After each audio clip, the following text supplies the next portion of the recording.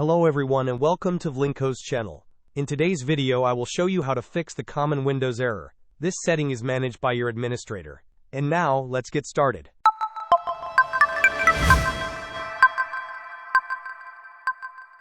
This error message, this setting is managed by your administrator, often pops up when you try to adjust certain Windows settings, and it essentially means that your system policies are preventing you from making those changes. There are a couple of ways to approach this.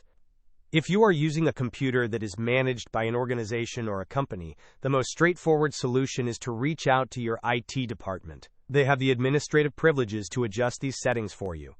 However, if this is your personal computer, or if you are unable to contact your IT department, there is a built-in Windows feature you can utilize. First, open the Windows search bar.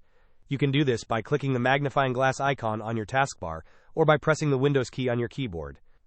In the search bar, type USC, which stands for User Account Control. Once the search results appear, click on Change User Account Control Settings. This will open a new window.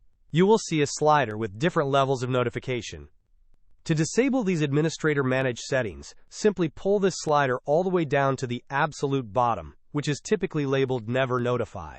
After adjusting a slider, click on the OK button to save your changes. You may be prompted for administrator permission to confirm this action.